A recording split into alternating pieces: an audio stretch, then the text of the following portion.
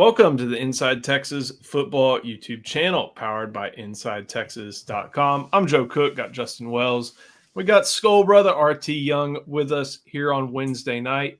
Thank y'all for joining. Make sure you head to InsideTexas.com. You can sign up and get access for just $1.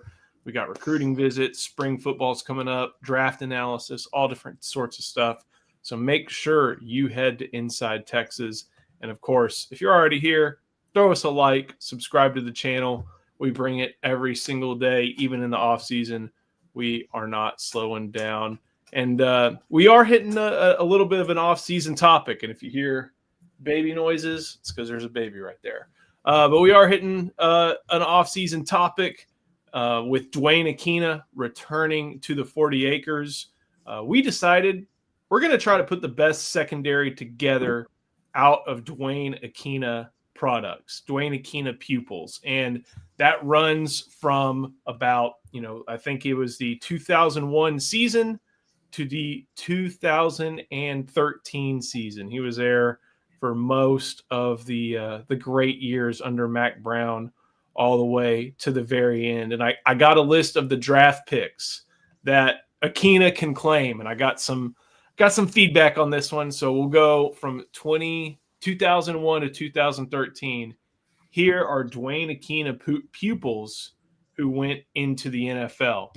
You got Quentin Jammer, Rod Babers, Nathan Vasher, Michael Huff, Cedric Griffin, Michael Griffin, Aaron Ross, Terrell Brown, Earl Thomas, Aaron Williams, Curtis Brown, Shaiki Brown, Kenny Vaccaro.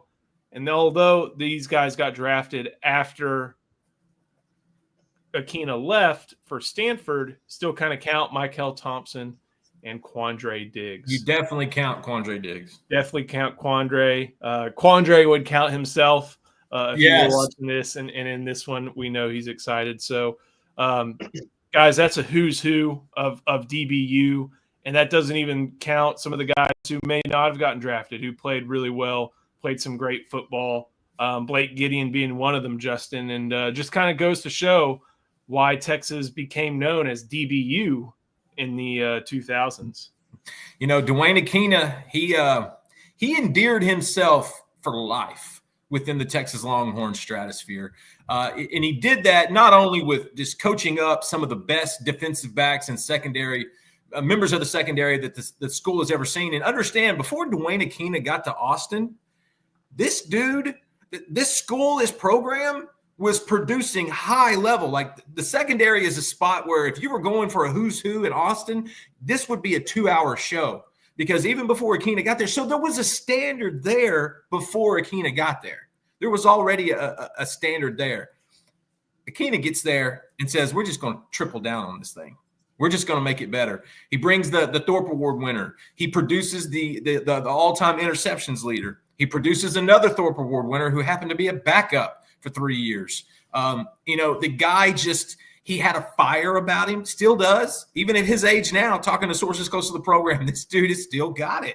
He's got a fire about him. I've actually been around him during a recruiting pitch to a player, and I was ready to run through a wall. And so I think it's so cool, because when he walks into that DB room and says, who wants to be on the money wall, he's responsible for like 90% of the money wall. So he's a guy that he never really has to say much. When he walks in, it's like when Michael Huff walks in. Everyone shuts up. Everyone's attentive. And it's like, okay, knowledge, bring it. Yeah, I think what's funny about this list you're muted, Joe. When we were talking about potentially making our all Duane Akina team, is that the second and third teams would be freaking salty. And, what do we have here? Okay, so I love this. I can't wait to get my copy. This is a nice page that we have here. If you are looking to educate your youngins about University of Texas football, or DBU for that matter, we have the Longhorn alphabet written by yours truly. I can't claim the illustrations, but I did project manage it.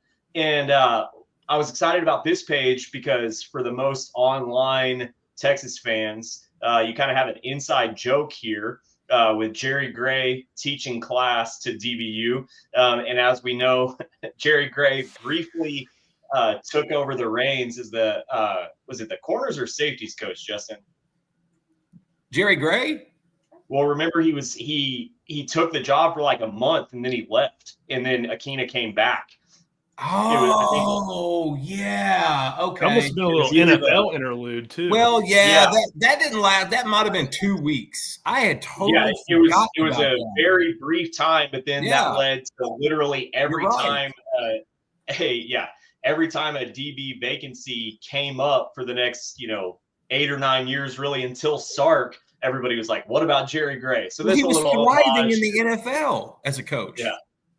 It's a little homage there. Did Jerry Gray have dreadlocks and cornrows? Oh, yeah, he had Jerry curls.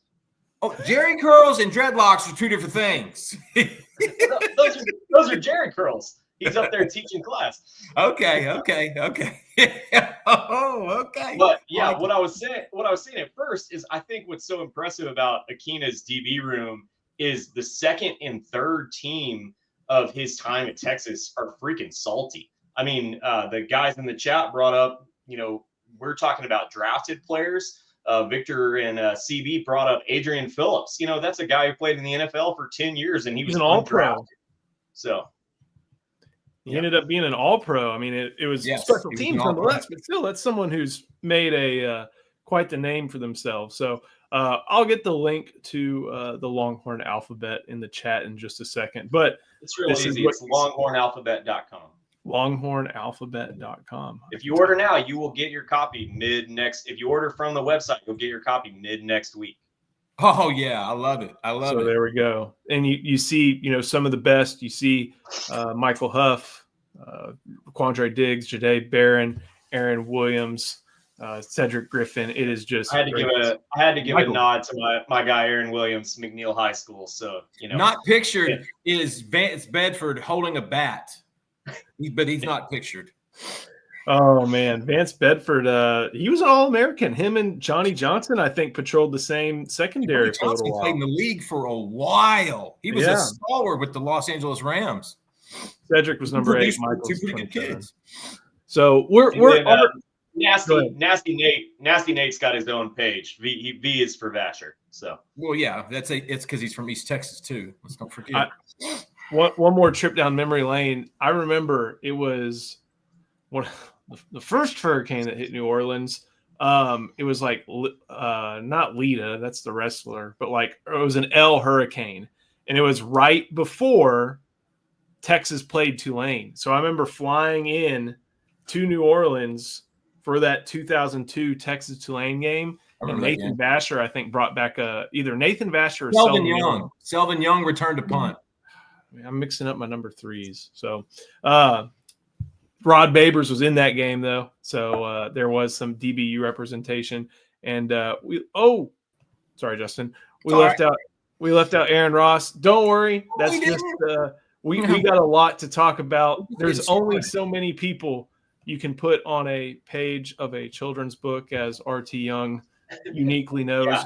But that was definitely the hardest page. And also I wanted to represent, you have DBU, like we've talked about. It's, it was a thing before Duane Akina. He obviously elevated it and took it to the next level. But I wanted to reflect different eras while also, because if I have Michael Griffin, Michael Huff, and Aaron Ross, it's like those are 3 guys on the same team. Speaks to how incredible that team was, obviously. But I had to give a nod to guys like Quandre and Jahdae, and obviously Aaron Williams. I'm biased, McNeil High School, but I wanted to make sure that different eras were represented, and also I had to change Jahdae's number back to 23 because I was like, this is a kid's book.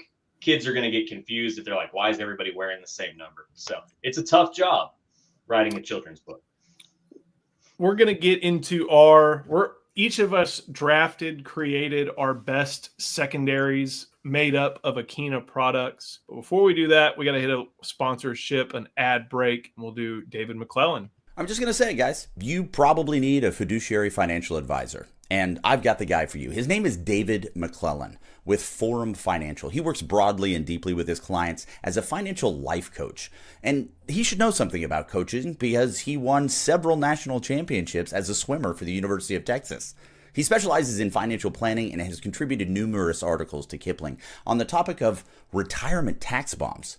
So contact David today to be your fiduciary financial planner and schedule a 1-hour consultation to assess your financial situations. The free consultation is available, so just give him a call. The number is 312-933-8823. That's 312-933-8823. His email is also in the description below. All right, there we go. Who would like to go first? So the way we did this, again, Akina, pupils, products, whatever you want to call them. We've got a lot of different options, a lot of first team All Big 12 guys, a lot of Thorpe finalists, a couple Thorpe winners. But the point of this exercise, and we're not drafting because then we'd eliminate people, but we're trying to – That would have been interesting too. That would have been a tough one. That would have taken a little bit more research. There's enough substance there, I think, to offer all three of us to have a starting lineup that would kick ass. Just saying. But what we try to do with this one is to put together the best 5-man defensive backfield. Modern football, modern-ish football, and Akina was there for the rise of that kind of in the mid to late 2000s. 2 corners, 2 safeties, and a nickel. So we are trying to figure out how to do that. I mean, RT, do you want to go first and try to set the tone here? Yeah, I'll take it. All right. So obviously it's not my first pick, but I already mentioned it with the page that we just talked about. At one corner spot, I have to be biased and go with McNeil's own Aaron Williams. The great thing that I like about my secondary here is that all these guys can play every position. So at one corner, I have Aaron Williams. That's Akina's special versatility. Yeah, absolutely. On the other side, I've got my ball hawk. I've got Nasty Nathan Vasher. He was really the first DB that I really remember at Texas. I obviously, remember his record tying season. Shout out Noble Doss, who he tied his senior year for the most interceptions with 16 in Texas football history. So I remember him. Obviously, he did it all and got to push Nathan Vasher around on a sled at Jeff Mad Dog Madden camp when I was 12. So that was pretty cool. So had to go with him on the other corner. And then let's see who I had for nickel. For nickel, I had my man Michael Griffin, another Austin native. Obviously, Michael Griffin could do it all. Incredible ball hawk as well. That's a big nickel. And then and he talked recently on Third and Longhorn. He actually learned the defense by playing nickel, which I thought was pretty interesting. And I didn't position of the secondary. Yeah, I didn't remember him being anything but a safety in college. But then at both safety spots, I've got to go with Earl. And I got to go with Michael Huff, who I think if we were doing a draft, Michael Huff would be all of our first picks. So we're going to be clear for all our listeners, Earl Thomas. Sometimes when you just use Earl, we're talking about Texas. People think about the man, but it's Earl Thomas, legend. I'm trying to list. Earl would have been a pretty good old school SEC safety, though. So, obviously didn't play for Duane Akina. I'm trying to look through, as y'all are going through this, all the different accolades. Vasher was like first team All Big, or he was multi-time All Big 12 when he finally got to first team in his senior year. Was an All-American as a kick returner. And kind of unique in this list of guys that we have. Obviously, we got Quandre Diggs as in this list somewhere, but Vasher probably is the best kick returner, right? Of this group? Yeah. No question. He did that in the league, too, until they drafted Devin Hester. Yeah, and he's got a gold jacket for that. So that's what I'm saying. He was doing that for the Bears early on. And I think from a ball hawking standpoint, I think obviously Jade didn't play for Duane Akina, but if you just look at just pure ball hawking ability, Vasher, Earl Thomas, and Jade, and Michael Griffin, he had a little something there too. But I mean, I think they're on a different level of their ability to go out and find the ball. Yeah. So in your defensive secondary, you have a multi-time All Big 12 guy, and then 1, 2, 3, 4 All-Americans, and a Thorpe Award winner. That's like what I said, man. We should have thought of this earlier, and we should have done a draft, because I'm now interested to see how stacked would somebody's third team have been. So we're trying to keep these Duane Akina-esque for the viewers. These are all guys that Akina coached. Barron and Akina just missed each other by about a month. They missed each other by about a month. But looking around, Jammer, Ross, Earl Thomas, Huff, hard to beat that one there. Oh, yeah. Vasher and Jammer as the corners, nickel, Huff, safeties, Earl and Michael Griffin. That's a good one. Charlie coming in. Go ahead. I really remember. I remember Jammer. I was probably 11 his last year on campus, so I really remember Jammer the Charger more so than I remember him as the Texas football player. But yeah, Jammer was a safety for the first couple of years. And then Duane put him on the island, which is odd. You're usually a corner until you're a safety at that level. But they did it backwards. And what did it do? It turned him into the 6th pick in the NFL draft. I like this one from Charlie. Jammer and Vasher, Aaron Ross at star. Then Huff, Earl, Aaron Williams. 3 high defense. You're taking some liberties. You got the dime there. Yeah, he is. He's playing dime. Charlie's trying to be slick. But it is nice. Justin, before we get to yours, I'm going to hit the ad break just in case. Don't want to miss that one, and it's from Laura Baker. Hi, I want to tell you about Laura Baker. If you're looking for a new home in the 512, or even at this point, let's face it, 737 area code, there's only one number to call. That's Laura Baker at 512-784-0505. As a member of the elite Andy Allen team with Keller Williams, Laura has helped Longhorns find the home of their dreams in Central Texas. Just ask our resident sex symbol, Ian Boyd, who moved all the way from Michigan to Texas with Laura's help. Laura can help you find what you're looking for in the 512, the 737, or even parts of the 254 and the 210. Just, give her a call at 512-784-0505. Her email is in the description, as well as the rest of her contact details. She's a friend. Give her a call. So again, if you are just joining us, this is our premise. It's the best 5-man secondary that you can make with Duane Akina pupils. RT, you went first. Aaron Williams and Nathan Vasher at corner. Michael Griffin and Earl Thomas at safety. Earl Thomas and Michael Huff at safety, and then Michael Griffin as your nickel. Justin, it's your turn. Give us your 5. Yeah, I like Michael Griffin at that nickel. That's a big nickel, and a lot of times that position has to play linebacker, or plays parts that a linebacker would, and so setting the edge, gap assignment, stuff like that. So I like that. Mine's just a slightly different, and that's what makes all these fun and unique. My first corner is Nathan Vasher. When you're tied for the all-time lead in interceptions in the school history, you're going to get one spot. Not to mention he's from East Texas, so that's kind of an automatic. And then who's on the other side, and that's Aaron Ross. I'm not leaving a Thorpe Award winner off of my starting 5. That's another guy who just had an unbelievable 2006 season, but even more, Aaron Ross was almost a forgotten man in this program. He had some eligibility issues coming from a private school when he went to John Tyler from San Antonio in high school. He had to go to ACC. He had the hardest route and wound up having some of the best results. And so that's what I love about Aaron Ross, was he was so diligent in that. And Akina stayed close to him that entire time. So Aaron Ross and Nate Vasher, it's not going to be too hard when 2 East Texas kids are out on the island. I got Michael Huff at nickel, because I want my smartest guy right there. I want my guy that can do a lot of stuff. And Michael Huff did. He played all 3 of those spots as well. I want Michael Huff at my nickel just because I need that guy there to help out as much as possible. And then my 2 safeties are Earl Thomas and Michael Griffin. Similar to RT, I just kind of switched Huff and Griffin. Michael Griffin obviously had the ability of a corner, could put but in a safety body. And then you had Earl Thomas, who honestly would have never seen the field if Robert Joseph didn't make a really bad decision. That really bad decision really helped Earl Thomas have an amazing career. He was thrown on the field as a redshirt freshman and never looked back. And so that's the ones I've got. And then I've got a couple just for honorable mention.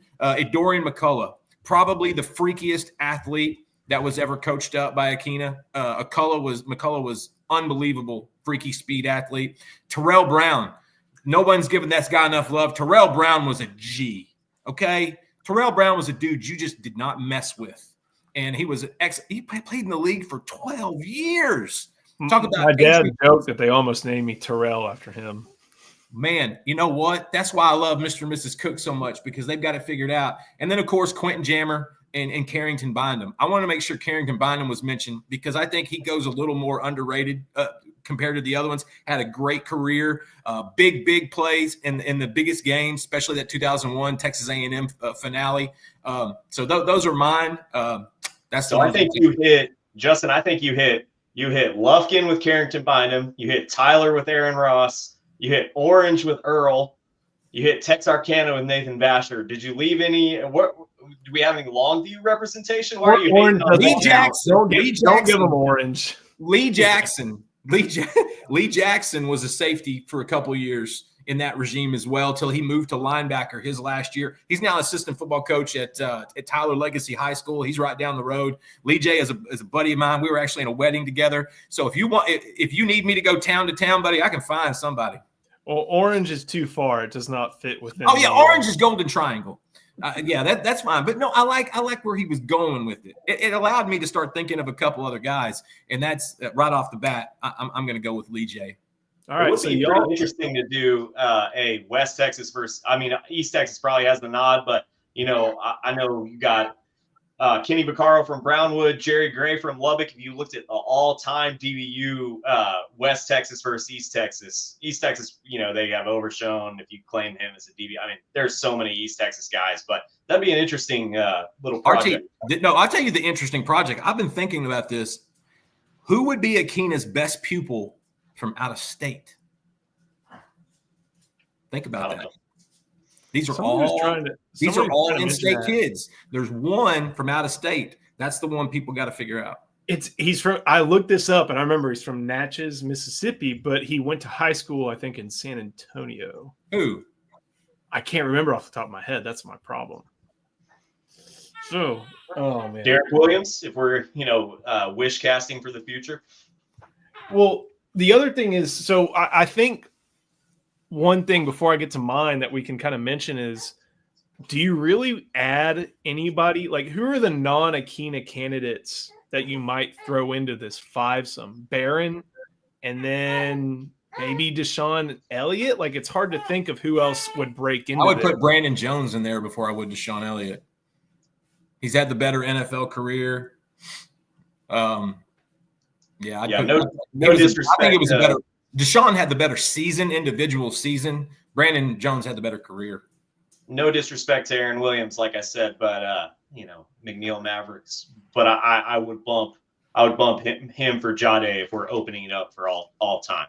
Just the fact that Thorpe Award, and like I mentioned, Jade's got that ball hawking ability that is very rare.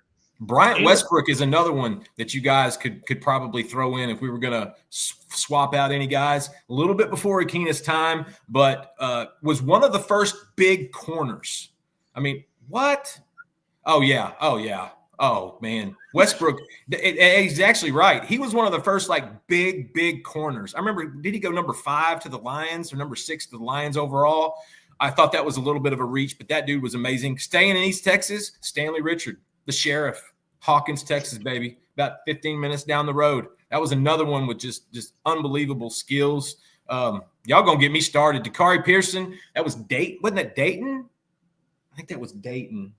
Where was Dakari from? I don't even know where Dayton, Texas is. It's down now, kind of going towards Houston, New Caney area. I think that's where Dakari was from. Yeah, that's where it says. Man, I can't believe it. That's one of Eric's actual favorite players. Dakari, listen, that's a guy, listening to the Third and Longhorn podcast a couple weeks ago, and they were talking to one of the DBs, and I think it was Michael Griffin, and they brought up that Dakari Pearson was the guy that people did not give enough love to. He was the guy that year, I believe it was 03, where it's kind of like you had the quarterback stuff going on. They had that early loss to Arkansas at home because they couldn't tackle Matt Jones and Cedric Cobbs. But Dakari Pearson was another one that, man, you talk about, if he was a little bit bigger and had a little bit more success on the field, I think he'd have played in the league a little bit longer. All right. Mine looks different than y'all's. So, some of these guys I got to watch because, I was sort of football conscious, not like I am now with, being able to identify. If you list Ryan Palmer or Brandon Foster, I'm gone. Well, it's been good. No, I'm joking. All right. I do have a lot of similar characters, but I think I have one that's going to throw y'all for a loop. I like it. Hopefully the peanut gallery over here doesn't just care too much. All right. One corner spot, Quentin Jammer. Basically, Akina's first major success story at Texas, as CB was saying, one of the first, top 5 pick in the draft. He solidified Akina. Yes, that's what he did. He justified what he was doing. And if it weren't for, Quentin Jammer and Major Applewhite, Quandre Diggs may not end up at Texas either. I almost screwed that up. So Quentin Jammer really started things going, in my opinion, for Duane Akina there. Of course, there were some other guys, as everybody's mentioned. Rod B was playing at that time, but Jammer, really just playing at an All-American level. On the other side and the other corner spot, I'm going to put Aaron Ross. I'm not going to leave a Thorpe Award winner on the bench. Safeties. Good job, Joe. Safeties, Michael Huff, Earl Thomas. Feel like that's pretty standard. I think nickel may upset some people. If you go Dylan Haynes, man. That's what I was thinking. Are we going Dylan It's going to be Haynes or Blake Gideon. No. I was like, he didn't play for Akina, but are we going John Bonney or what? I'm not putting them at nickel. Kenny Vaccaro playing nickel. Go. I love it. Because was he maybe the most decorated? I don't think so. But was he a first-round pick? Yes. And was he great at that nickel position? Yes. Just ask Ryan Tannehill multiple times a year. Kenny Vaccaro was a dude. That's a great pick. Actually, that's probably better nickel than what I probably should have had Huff at nickel and put him at nickel. That's a great spot for him because he was more of kind of a hitter. He was kind of put some fear into you. He was one of those old school kind of DBs that Texas had. Go ahead. 2011 secondary was no joke. You had a true freshman Quandre Diggs, Carrington Bynum obviously made huge plays in the A&M game. I guess it was the next year when he had that pick 6 against Oklahoma, and you had Kenny Vaccaro, Adrian Phillips, I believe. So I mean that secondary was loaded. And remember, Kenny Vaccaro coming back for his senior year brought Kevin Vaccaro. So Brownwood and Early, when you can build that pipeline, you don't turn it down. So, and I think part of why I did that was because what he did at nickel was a little bit more akin to what nickel demands now. You may be teaching it a little bit more with some of the other guys that y'all picked out, but I really like Vaccaro there to maybe put together the best. She's a big fan. Polly's a big fan of Vaccaro, so I think we also have to make sure that's stipulated. Going through some of the comments, Justin, you remember this one. What do you think of Michael Thompson? Charlie Strong gave Michael Thompson an NFL career. Yes, 100%. Look, Michael Thompson was another really good athlete. I think he played quarterback in high school down in San Antonio as well. It just took him a little bit longer. But he had a great final, if I remember correctly, a great final season at Texas, which got him drafted in the 5th round by the New York Giants, 5th or 6th round by the New York Giants. I think he played for a couple of years. Not sure how long it was. But, yeah, that was dude, yeah, Michael Thompson, really, a funny guy.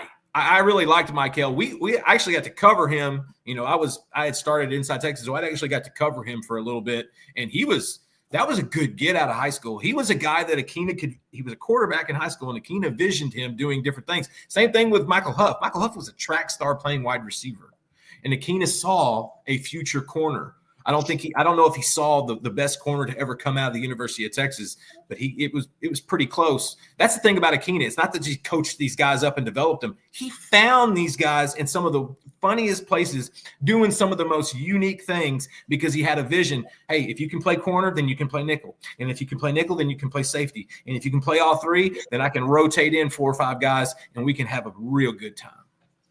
So I'm going to, before we get out of here, I went through a lot of draft picks, but I'm going to read off the All-Americans from 2001 to 2013 that Duane Akina put into the various All-American lists. You've got Quentin Jammer, Nathan Vasher, Rod Babers. Keep on going. You got Nathan Vasher again, Michael Huff again, Michael Griffin, Aaron Ross. You have a little bit of a gap here, but then you get Earl Thomas. No Deion Beasley. Kenny Vaccaro. No Shikey a Brown. little bit of a gap, and it takes a while for Texas. Shikey was the one that got griped out the most, I was told. Shikey was probably the freakiest athlete of his era, but he was going to get burned one time a game. Love you, Shikey. North Shore standing up. But Shikey was one guy. He was going to get burned one time a game. And you talk about a physical, long, kind of twitchy type of guy. Shikey was a dude. Man, I'm just telling you, there's 3 or 4 different teams we could build out of some of these guys. You're missing an East Texas guy. You haven't even mentioned him yet. Oh God, I've mentioned 7 or 8. Give me the area. Gilmer. Oh God. How could I forget that? But that was a swap because he didn't actually. Well, okay, two from Gilmer, but one for Duane. 2 from Gilmer. Well, one was post Duane, one was Duane. Okay, who was before Duane? Who was during Duane? Curtis Brown. Oh my gosh, Curtis Brown, man, and they're related. Dadgum, that's poor on my part. That's poor. Chris Boyd, we have to give him a little love, but simply because he was the only corner in the program from 2010 to 2020 that was 2-time All-Conference. The only one. And so we got to give Chris Boyd a little bit of love. Curtis Brown, I went and watched Curtis Brown in 2006. That's a wide receiver. That guy's going to score touchdowns at the next level. Duane Akina shows up and says, no, he's not a receiver. He basically told him, do you want to be a pretty good college receiver or do you want to be a pretty good NFL corner? And Curtis Brown knew what the answer was. I think he went in the 2nd round of the Pittsburgh Steelers whenever he came out. He was a guy, he was kind of like Babers. He couldn't catch the ball very well. If the ball wasn't going to get caught on his side, then he probably wasn't going to get it either. But that pick 6 against Oklahoma State, when that Zach Robinson, that team was firing all cylinders. I think it was, I don't know if Dez was on that bunch yet or not. I think Justin Blackman might have been, but they were a powerhouse offense. And that game was, I believe it was 2009. That pick 6 from Curtis Brown, I'll never forget that one. So before we get out of here, I want to. Nolan Brewster.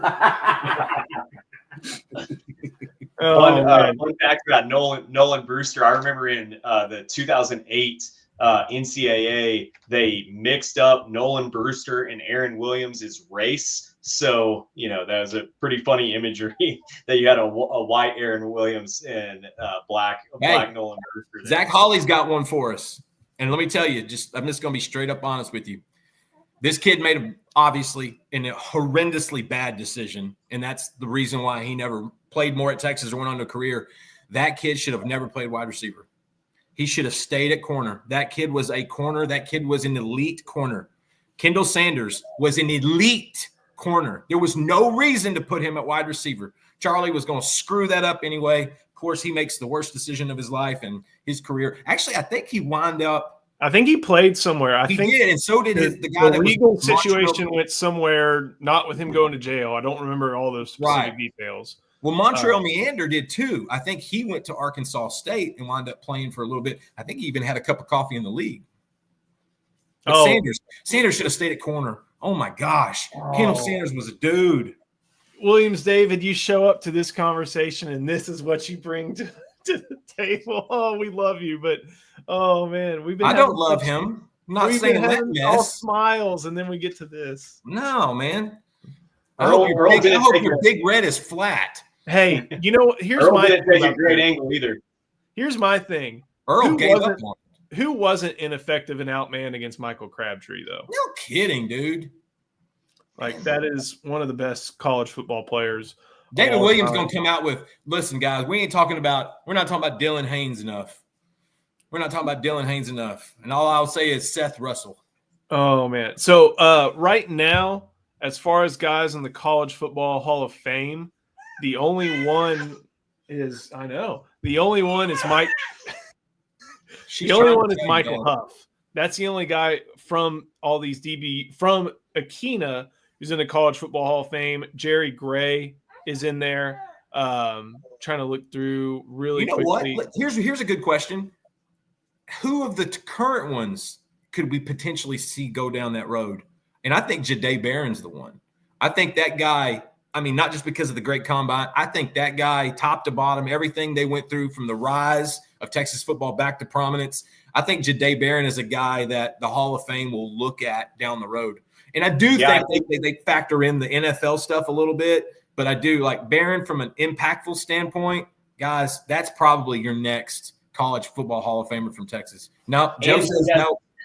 He has the ability that he stands out a little bit, because I think the issue with some of those guys in the early Akina era is sadly they kind of step on one another's toes. Like Cedric Griffin, Terrell Brown, like guys like, I don't even think we've mentioned Cedric Griffin tonight, but obviously they get in the way of one another a little bit, where I think when you're looking at like a College Football Hall of Fame, that maybe you don't have as much individual memories when you're not a Texas fan as you would, as the Texas fans do. So obviously I think you get a little bit lost, where Barron, he's obviously played with some really great players on these past two defenses, like Tavondre Sweat, Byron Murphy, all the guys these years, but he is the picture of that defense and of the Sark era, in my mind, if you're not going Quinn Ewers or.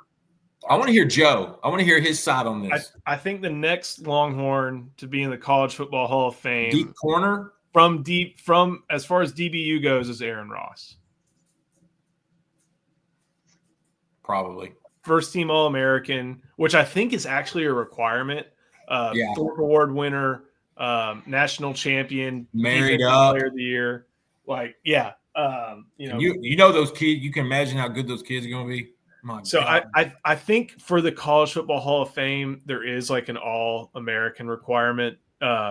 Just kind of like they have that 60 or 600 winning percentage requirement for coaches as well.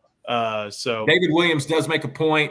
I don't know if Deshaun Elliott should have won the Thorpe that year. Earl Thomas definitely should have won the Thorpe that year. That was an Eric Berry comeback player of the year award type thing that they gave to Eric Berry at Tennessee. Bull. Earl Thomas was the best DB in the nation that year. Ask any of those teams on that 09 schedule. The year Williams David, the year that Deshaun had his big season was 2017, kind of playing that middle for Todd Orlando. And it was a great year. He shot up a lot of record books. Minkah Fitzpatrick was in college football. And, if I'm going to give it wasn't even the best player on the defensive secondary until Holton Hill made a boneheaded decision halfway through the year. Y'all remember his first 6-7 games of the Tom Herman era? I mean, oh my God, he was unbelievable. I know that Deshaun Elliott had the pick sixes and he had, the big moments against USC. The USC game. Holton Hill was freaking locked down, and he was a great run stopper. It is a shame how that turned out. Yeah, Holton, 100%, but also understand, too, with Holton, one of the nicest and funniest dudes I have ever met. Holton Hill is still to this day one of the most grounded, nicest dudes I've ever met. He just wasn't as focused as some of the other ones. That's all. If you would have told me Chris Boyd would still be playing in the NFL in 2025 and Holton Hill would have been out of the league for 4 years, 10 years ago, I said, you're out of your mind. You're nuts. You're crazy. But that's how that came down. Those two were not that. Those two, when they were both on the field and they were both in sync, they were dudes. They just weren't always in sync at the same time. Holton was a man. I think that's a good exercise. We got to turn this into an article. Get some people over to Inside Texas. See, Polly knows, and tell Victor Santiago real quick. The last pick for Chris Boyd, who threw it? Joe Cook got a really good picture of it. Yeah, it was Patrick Mahomes II. That was a stupid game. Oh God, there were a lot of stupid games. It really was. But you were in I think you got a picture and video of that last play. It was perfect.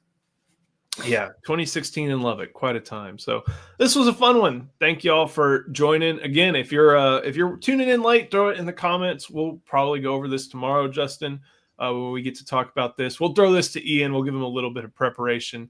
But if you're here, make sure you like this video, subscribe to the channel, come back tomorrow morning. Justin, Ian, and I will be here to get you through your morning. Should be a lot of fun. And hopefully we have some, whenever you make the next version of the book RT, we'll have a couple more Thorpe. LonghornAlphabet.com. Absolutely. I will say, if you're going to throw this to Ian, Ian's version of this is who are all the players who would have been great defensive backs in Akina secondary that should have changed positions. So he's going to have some take like, man, Will Matthews, he would have torn it up at strong safety. Oh my gosh! Or Will Matthews played what's basketball. The Ian take that we're gonna get? It was like Round Rock Westwood at the state championship game. Or no. Was that him or was it OJ McClintock? That was OJ McClintock. That was OJ McClintock. Never mind. But Matthews was from Austin too, I think. Yeah. I'm trying to think of what the Ian take is going to be on the. Ian's going to say Marcus Griffin was actually the better of the Griffins. Or Shockey Brown is underrated and should be number one. If Shockey didn't have focusing issues, he would have been all conference. Shockey was the guy, and he was the one that redshirted from that bunch that year. So he had that extra year, which I believe was 09. Bless you. With that, thank you all for watching. We'll see you next time on the Inside Texas Football YouTube channel powered by InsideTexas.com.